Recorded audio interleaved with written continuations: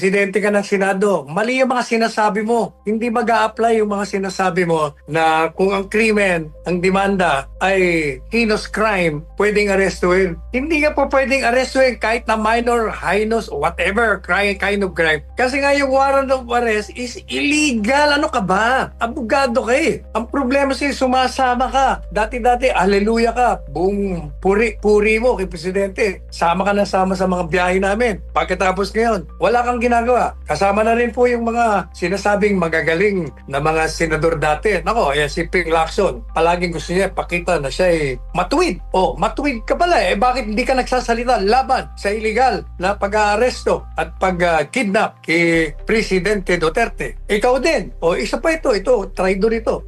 Si Tutol ang Pilipino, ginagamit niya Tutol. Yan ang bagay, Tutol ang Pilipino. Wala niya na kung sino yun. Hindi sila nagsasalita. Alam na nga nila na illegal, mali. Jesus Maria Joseph naman, ang sarap pugi ng mga ulo.